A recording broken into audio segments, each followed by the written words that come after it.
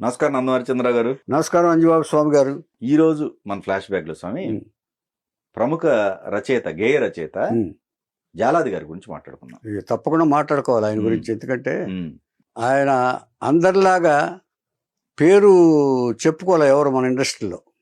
రాసుకున్నారు, అందరికంటే ఘనంగా పాటలు రాశాడు. కానీ వేటూరు గారికి, ఆత్రేయ గారికి వచ్చిన పేరు మాత్రం రాలే. ఎందుకు ఉందిగా పేరు? పేరు ఎక్కడుంది? అంత పేరు రాలేదంట. అంత పేరు రాలేదుగా. ఆయన గురించి చెప్పుకుంటారు, ఎవరన్నా చెప్పుకోవట్లేదు. ఎందుకంటే దళితుడు కాబట్టి. ఇందులో ఇది ఉంది. అవునా? ఓకే. ఆయన దళితుడు కాబట్టి. జాషువా గారిని ఎలా ఇచ్చేశారు? కాకపోతే జాషువా గారు ఫైట్ చేసి తన కలబలంతో, కావ్యాలతోటి ఆయన ఇచ్చేశాడు. కానీ ఈయన కేవలం ఒక 1800 పాటలే రాశారు ఆయన. ఈయనకు ఒక చరిత్ర ఉంది, అది చెప్తాను నేను. Okay okay. జాలాది గారు రాశాడు పాటలు వేలాది, పొందాడు అభినందనలు కొన్ని మాత్రమే. అందరిలాగా పొందలేదు. పొందలేదు. ఏమండి, అన్నిటికంటే ముఖ్యంగా చెప్పుకోదగిన పాట ఏంటంటే మోహన్ బాబు సినిమాలో మేజర్ చంద్రకాంత్లో పుణ్యభూమి నా దేశం నమో నమామి, కన్న భూమి నా దేశం స్మరాము, ధన్యభూమి నా దేశం సదా స్మరామి. అండి, అదొకటి. కన్ను తెరిస్తే ఉయ్యాల, కన్ను మూస్తే మొయ్యాల. ఏం వర్డ్ అది? ఏ కాయిన్? కన్ను తెరిస్తే ఉయ్యాల. మనం జనరల్ గా చెప్పుకునేది ఏంటంటే కన్ను తెరిస్తే జననం, కన్ను మూస్తే మరణం. ఇది అలవాటు అయిపోయింది. కానీ ఈయన అలా ఎందుకు రాయాలని చెప్పేసి వెరైటీగా కన్ను తెరిస్తే ఉయ్యాల్లో ఊపుతాం, కన్ను మూస్తే మరణం, నలుగురు మోసుకుంటూ వెళ్తారు పాడి. ఇలాంటి పాటలు రాసిన ఘన రచయిత ఆయన. ఇంతవరకు ఎప్పుడైనా సరే శాస్త్రాలు కానీ, కావ్యాలు కానీ, పాటలు కానీ, రచనలు కానీ ఎవరైనా కానీ పండితులు, శ్రోత్రులు మాత్రం రాస్తారని ఒక ఇది ఉండేది. వాళ్ళు తప్ప రాయలేరు అని. కానీ దాన్ని బ్రేక్ చేసిన వారిలో జాలాది గారు ఒకరు. వారిలో గుర్రం జాషువా గారు ఒకరు. తర్వాత గద్దర్ గారు ఒకరు. గద్దర్ గారు కూడా అదే కోక చెందినవారు. తర్వాత మోదుకూరు జాన్సన్ గారు, వారు కూడా అదే. కత్తి పద్మారావు గారు ఇక్కడ ఉన్నవారు. ఏమండి, తర్వాత ఇలాంటి వాళ్ళందరిలో జాలాది గారు ఒకళ్ళు. అంచేత వీళ్ళందరూ కూడా రచనల్లో, కావ్యాల్లో కొంతమంది కావ్యాలు రాశారు, కొంతమంది రచనలు రాశారు. వీళ్ళు కూడా రాయగలరని ప్రూవ్ చేసిన వాళ్ళలో జాలాది గారు ఒకరు. జాలాది గారు 1932లో గుడివాడ దగ్గర దొండపాడులో జన్మించారు. దొండపాడులో 1932లో. ఈ ఫాదర్ పేరు Emmanuel. Krishna district freedom fighters అసోసియేషన్కి ఈయన మెంబరు. ఇమ్మాన్యుయల్. తల్లి పేరు అమృతమ్మ. 5 బిడ్డల్లో ఈ 4వ. 5 బిడ్డల్లో 4వ. ఈయనకి డ్రాయింగ్ కూడా వచ్చు, డ్రాయింగ్ వేయటం కూడా వచ్చు. అక్కడ చదువు అయిపోయిన తర్వాత SSLC వరకు తెలుగు ఫస్ట్ ప్రాథమిక సబ్జెక్ట్గా తీసుకుని ఈయన SSLC చదివి, ఆ తర్వాత డ్రాయింగ్ కూడా వచ్చు కాబట్టి ఒక డ్రాయింగ్ టీచర్గా బోర్డు స్కూల్లో చేరాడు ఆయన. అక్కడ శ్రీకాకుళం దగ్గర ఆ ప్రాంతంలో డ్రాయింగ్ స్కూల్లో బోర్డు చేసిన తర్వాత ఈయన చదువు గురించి చెప్పాలి ముందు. ఇక తర్వాత ఈ చదువు ఫుల్ఫిల్ చేశాను కదా నేను, కానీ అంతకుముందు చదువు ఎలా చదువుకున్నారు అనేది కూడా చెప్తే ఈ జాలాది గారికి కుల వివక్ష ఎలా వస్తుందని చెప్తాను నేను. ఇమ్మాన్యుయల్ గారు ముందు స్కూల్లో చేర్చారు. ఆయన స్కూల్లో చేర్చిన తర్వాత కొంతకాలం అయిపోయింది. స్కూల్ అయిన తర్వాత ఇతను జాలాది స్కూల్కి వెళ్ళటం లేదని తెలిసింది తండ్రికి. వెళ్లకుండా ఏం చేస్తున్నాడు, బయట తిరుగుతున్నాడు. తిరిగి సాయంత్రానికి స్కూల్ టైం అయిపోయే టైంకి ఇంటికి వస్తున్నాడు. వీళ్ళు ఎవరో చెప్పారు, ఇదేంటి మీ కుర్రాడు బయట తిరుగుతున్నాడు ఏంటని చెప్తే, అప్పుడు ఆయన ఏం చేశాడు, కుర్రాడిని పిలిచాడు. ఏంట్రా ఏం చేస్తున్నావు అన్నాడు. ఏం చేస్తానంటే గబుక్కుని బోర్ను ఏడవటం మొదలుపెట్టాడు. ఎందుకు ఏడుస్తున్నావు ఏంటన్నాడు. నన్ను క్లాసులో కూర్చోనివ్వట్లేదు కదా, నన్ను కూర్చోబెట్టకుండా నన్ను ఒక్కడిని ఇసుకలో నుంచోబెట్టి ఎండలో ఆ వేలుతోటి అక్కడే రాసుకో అని చెప్పేసి అక్షరాలు ఇచ్చేసి వేలుతో రాయిస్తున్నారండి అని ఇలా చూపించాడు. వేలు ఎర్రబడిపోయి లావైపోయి ఇక్కడ మొత్తం ఎండలో ఇసుక కాలుతుంది కదా, ఆ ఎర్రదనం, ఆ వాపు ఇవన్నీ చూశాడు. ఒక్కసారిగా కళ్ళనీళ్ళు వచ్చినాయి తండ్రికి. నేను ఎంత అపార్థం చేసుకున్నాను ఆ బిడ్డనని. వెంటనే స్కూల్కి వెళ్ళాడు. స్కూల్కి వెళ్ళి వాళ్ళతో చెప్పాడు, ఏంటి వివక్ష ఏమిటి అసలు, ఎందుకు చూపిస్తున్నారు మీరు, స్కూల్ అంటే ఇలాంటివి నేర్పడానిక మీరు, విద్యార్థులకు బోధించేది ఇదా అంటూ ఒక ఇచ్చేదంటే ఒక ఆయన డిస్ట్రిక్ట్ ఇది కదా, అందుకని ఆయన బాగా మాట్లాడాడు. మాట్లాడితే వాళ్ళు రేపు నుంచి కూర్చోబెడతామండి అన్నారు. అలాగా చదువుకుంటూ కుల వివక్ష చూపించుకుంటూ అందరి మధ్య అవమానాలు పొందుతూ చదువు ఫినిష్ చేశాడు జాలాది గారు. ఓకే, ఏమండి అయిన తర్వాత ఇదంతా బాగానే ఉంది, ఈ ప్రాంతం అంతా బాగుంది. బోర్డింగ్ స్కూల్లో అయిపోయిన తర్వాత ఈయనకి ఎలాగైనా తను రచయిత కావాలి, గేయాలు, ఆ జానపదాలు ఏ ఊళ్ళో వెళ్తే ఈ ట్రాన్స్ఫర్ బోర్డు స్కూల్లో చేస్తూ ఊళ్ళకే వెళ్ళి ఆ మాండలికాలు పట్టుకున్నాడు ఈయన. ఓకే, ఏ మాండలిక ఉంటే ఆ మాండలికాన్ని పట్టుకుని ఆయన పాటలు రాసేవాడు. ఆయన రాసుకున్నారు తనకు వచ్చిన భావాల్ని. ఎక్కువగా ఈ దళితుల మీద వివక్ష చూపిస్తున్నారు వాళ్ళ మీద రాసేవాడు. కోత కూసినోడు కోకిలు అంటారా, ఆకలేసి అరిచినోడు కాకులు అంటారా అంటూ. అంటే కోత కూసినోడు అంటే చదువుకున్నోళ్ళు కులం ఉన్నోళ్ళునేమో కూస్తే కోకిలు అంటావు, అది వాళ్ళు అరిస్తే. ఆకలేసి అమ్మ అయ్యా అంటే మేము కాకులు అంటూ ఇట్లాంటి భావాల్ని తన కవితల్లో ఇచ్చేసేవాడు ఆయన. అందుకే నారాయణ రెడ్డి గారి పాట ఒకటి చెప్తాను నేను దీనికి, ఎందుకంటే ఇది చెప్పాల్సిన అవసరం ఉంది కాబట్టి. మా గురువు గారి దాంట్లో ఒక పాట ఉంది, పాడవోయి భారతీయుడా భరతావని వృక్షమని ప్రాంతాలే కొమ్మలని. వృక్షం అయితే ప్రాంతాల కొమ్మలు, సమభావం మూలమని వేరు, సమైక్యతే ఫలమని. సమైక్యత ఇవన్నీ ఉంటే సమైక్యత ఫలం, పళ్ళుకు వస్తుంది సమైక్యత అన్నారు. ఎవరు హిందూ ఎవరు ముస్లిం ఎవరురా కిరస్తాని, ఎవరిది తెలుగు ఎవరిది ఆంగ్లం ఎవరిది హిందుస్థానీ, ఒకే తోట వికసించిన రకరకాల పువ్వులురా అంటూ ఆ పాట రాశాడు ఆయన. ఏమని, వేల చుక్కలున్నా వెలుతురొక్కటేనని, వేల చుక్కలున్నా వెలుతురొక్కటేనని చెప్తాను తర్వాత రెండు మాటలు. ఇలాగా పాట సాగుతుంది. అంచేత మానవతను నిర్మించని మతం మృతమని, మనిషిని మనిషిగా చూడని కులం వ్యాకులమని అని నారాయణ రెడ్డి గారు రాశారు. సూపర్ అండి. అంటే ఇది గుర్తు చేయాల్సిన అవసరం ఉంది కాబట్టి, సందర్భం వచ్చింది కాబట్టి నేను చెప్తున్నాను. జరిగింది కాబట్టి ఏమండి ఇలాగా. అంచేత ఎంతమంది ఎన్ని చేసినా కూడా అక్కడక్కడ ఈ వివక్ష జరుగుతూనే ఉంది. వాళ్ళు అంటరాని వాళ్ళని, వాళ్ళు ఇదని, వీళ్ళని దగ్గర మనతో చేరనివ్వకూడదని, వీళ్ళు అర్హులు కాదని రాయటానికి అని. అంతటి దీంట్లోనే లేకపోతే ఇంకా ఒక దాదాపు 10,000 పాటలు రాసేవాడు ఆయన అందరిలాగానే. అంత విద్వత్తు ఉంది. ఫైనల్ గా శ్రీకాకుళం జిల్లా వీరఘట్టం అనే ఊళ్ళో ఫైనల్ జాబ్ చేస్తూ ఈయనకి ఎలాగైనా ఎవరో ఒకళ్ళు తెలిసిన ఆయన ఉన్నాడు మెడ్రాస్లో, నాకు కూడా తెలుసు, జీజీ కృష్ణరావు గారిని ఎడిటర్ తెలుసు ఆయనకి. ఆయనతో మాట్లాడుకున్నాడు, ఏమిటో మరి మెడ్రాస్ వెళ్ళాలని ప్రయత్నించాడు. ప్రయత్నించి 68వ సంవత్సరంలో జాబ్కి రిజైన్ చేసి మెడ్రాస్ వెళ్ళాడు. మెడ్రాస్ వెళ్ళి ప్రయత్నం చేసి చేయగా కొంతకాలం అయిన తర్వాత పల్లెసీమ అనే చంద్రశేఖర్ రెడ్డి గారి సినిమా లేదు, పల్లెసీమ అనే దాంట్లో ఒక పాట వచ్చింది, క్షేమరాత్రి సిటుక్కు అనే పాట ఏదో రాశాడు ఆయన.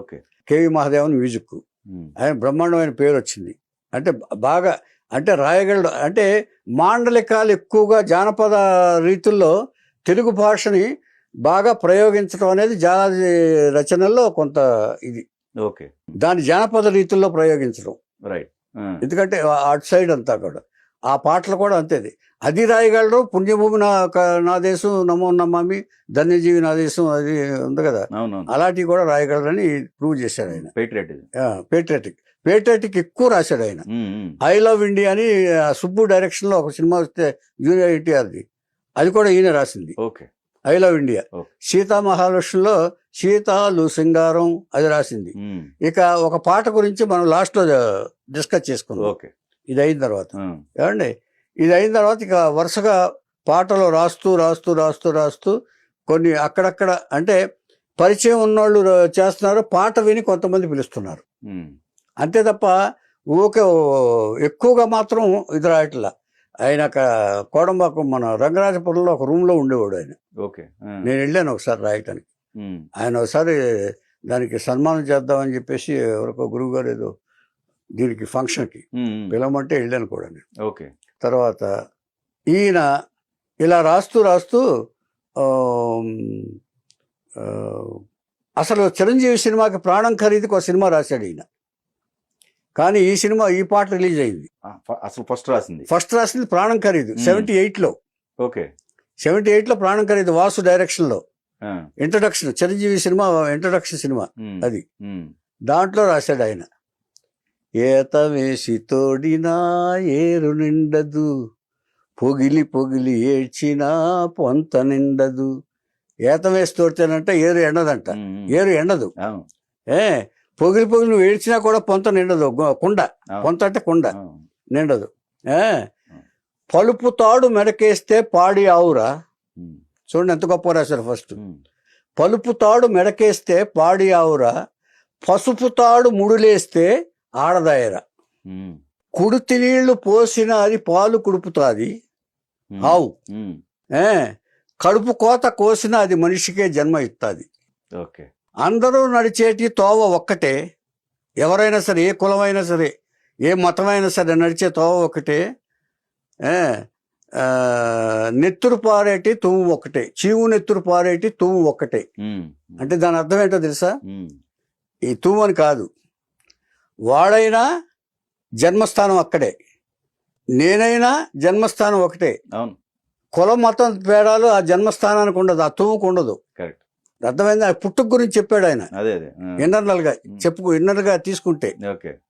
మర్మస్థానం కాదు జన్మస్థానం అని అందులో చెప్పింది చూశారు వెంకటూరు గారు. అలాగే ఈయన ఇలా చెప్పాడు ఆయన.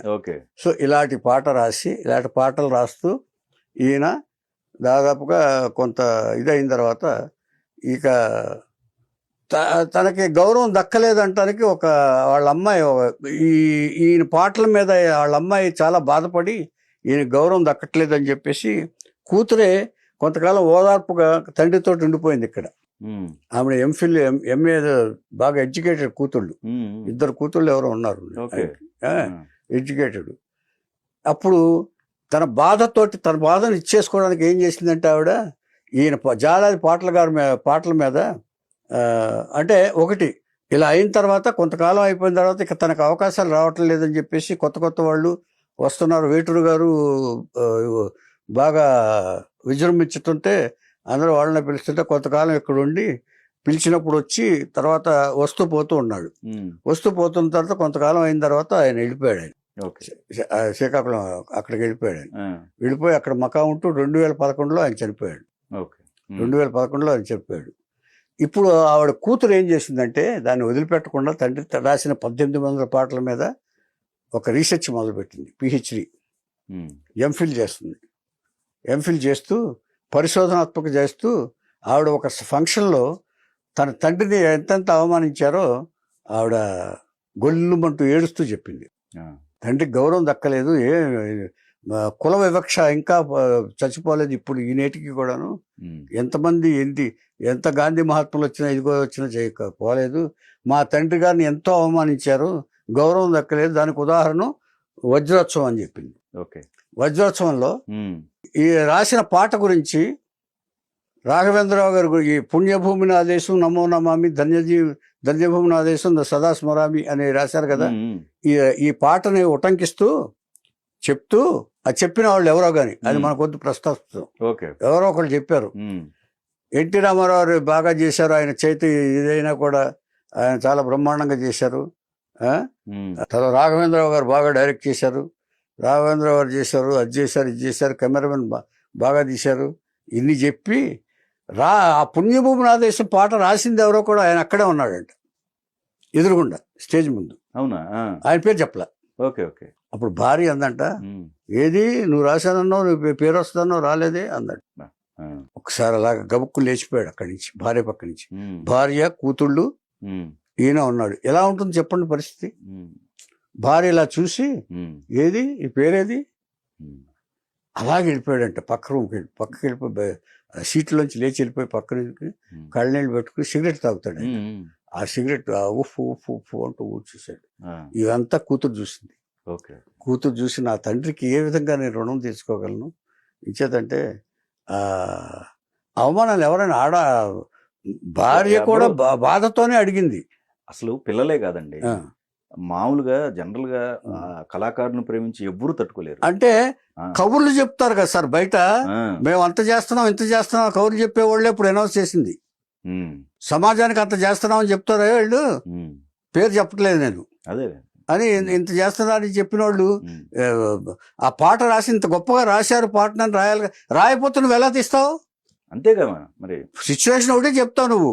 ఇలాగా ఇన్ని వేషాలు వేస్తున్నావు, ఇది కట్టబొమ్మన వేషం వేస్తున్నావు, అది చేస్తున్నావు ఇది చేస్తున్నావు, సీతారామరాజు చేస్తావు ఇది వేస్తున్నావు అని చెప్తేనే కదా అని రాసేది. అంతే కదండి, ఇప్పుడు కథ లేకపోతే సినిమా లేదు కదా, సాహిత్యం లేకపోతే పాట లేదు, సాహిత్యం లేకపోతే అంత సాహిత్యం ఎవరో గొప్ప గొప్ప రచయితలు రాసే సాహిత్యాన్ని జాలాది గారని ఒక మామూలు రచయిత రాస్తే దాన్ని మెచ్చుకోవద్దండి సభ మీద. పైగా ఎదురుగా ఉన్న వ్యక్తి లేకపోతే చూసి ఆ వెనకాల వెళ్ళి కూతురు ఆ భుజం మీద చేసి ఎందుకు నా బాధపడతావు, నీ పాట గురించే కదా చెప్పుకుంది అక్కడ, నీకు తెలియదు అనుకో, తెలిసిన వాళ్ళకి తెలుస్తుంది కదా, నువ్వు రాసావని అందరికీ తెలుసు కదా, సినిమాలో ఇది కూడా తెలుసు కదా, అడుగుతారు కదా ఎవరు రాశారని, కొంతమంది అయినా అడుగుతారు కదా, పుణ్యభూమి నా దేశం రైటర్ ఎవరని చెప్పేసి ఆ రచన ఇది చూసి అని ఓదార్చి ఇంటికి తీసుకెళ్ళారు. అప్పటి నుంచి నిరాశతోటి బాగా వెళ్ళిపోయి అక్కడికి వెళ్ళి 2011లో ఆయన మరణించాడు. ఆ తర్వాత తండ్రిని ఎలాగైనా పైకి తీసుకురావాలని చెప్పేసి యూనివర్సిటీలో ఎంఫిల్ చేసి ఆ పాటల మీద పరిశోధన రాసి ఇంత గొప్ప గొప్ప కావ్యాలు రాశాడు, ఇంత గొప్ప గొప్ప పాటలు రాశాడు ఆయన అని చెప్పి.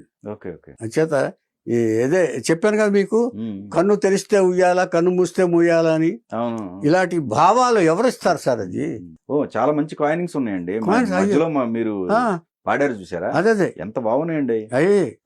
అంచేత నిద్ర ముదర పడినాక పాడే ఒక్కటే వల్ల కాడు ఒక్కటే. నిద్ర ముదర పడినాక అంటే మనిషి చచ్చిపోయిన తర్వాత పాడు మీదే తీసుకెళ్తారు, వల్లకాట్లోనే తగలు పెడతారు, లేకపోతే పాతి పెడతారు. నిద్ర ముదర పడినాక అంటే కళ్ళు మూసుకుపోయిన తర్వాత, అయితే శాశ్వతంగా మూతపడిన తర్వాత పాడే ఒక్కటే వల్ల కాడు ఒకటే. పాడంటే డిఫరెంట్ టైప్ లో ఉంటాయి, వ్యాన్లో వేస్తారు, వ్యాన్లో వేసినా కూడా అలా పడుకోబెడతారు తప్ప పాడు సెపరేట్ గా ఉండదు. ఇదైతే మోసుకెళ్తారు, అదైతే వ్యాన్లో తీసుకెళ్తారు అంతే. పాడు మీద కడతారు, దాన్ని పాడనే అంటారు. పాతి పెట్టిన దాన్ని తగలబెట్టిన దాన్ని వల్ల కాడనే అంటారు. ఇలాంటి భావాలు జీవిత సత్యాల్ని రంగరించి జానపద రీతిలో వెలువరించిన రచయిత జాలాది గారి గురించి చెప్పుకోవటం అనేది చాలా ఆనందంగా ఉంది నాకు మాత్రం.